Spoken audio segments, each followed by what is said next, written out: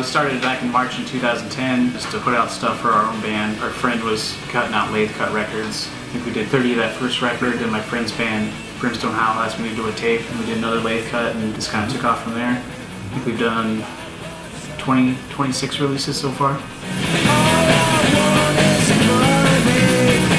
We started putting out our own records and screen printing the covers, and then eventually other people wanted us to put stuff out. We started doing tapes and doing other people's posters and t-shirts and stuff for them. Kind of all developed from just having a lot of friends in bands that had a need for recording or putting something out or promotion. As far as the music goes, we've both always been to punk rock, just dirty, trashy rock and roll music, so garage rock. The basement was where we could practice, record, and screen print, so.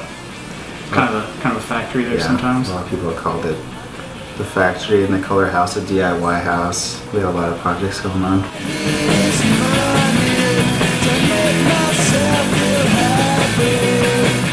Yeah, I think doing that Brimstone Howl tape early on, that was our second release. They got us, I think, quite a bit of exposure to expanding from outside Omaha, some international customers.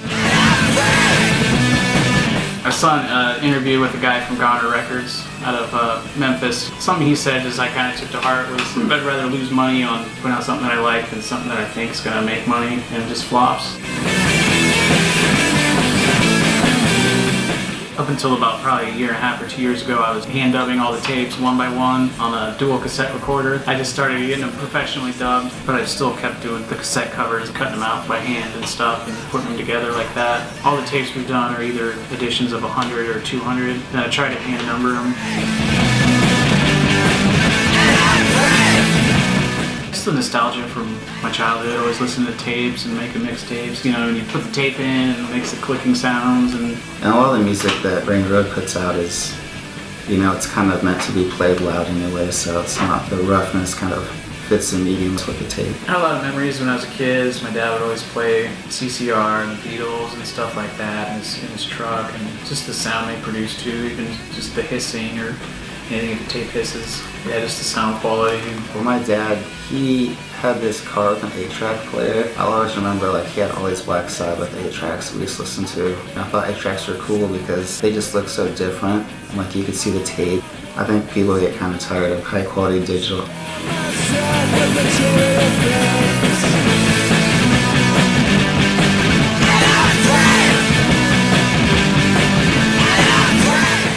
Generally, I've done about 4 releases a year.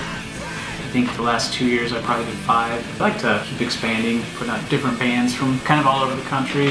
Listening to any kind of physical media definitely has a better experience over like a downloadable thing because you get a hold in your hands and look at the artwork and, you know, physically put it in and listen to it. It's a lot easier to like kind of overlook an album downloaded in a mass library on your computer than just having a tape that's sitting somewhere that you might see once in a while. Everything's so digital, you just listen to whatever song you want all the time, but sometimes, you know, just listening to a whole album from front to back definitely has a better effect than listening to a playlist.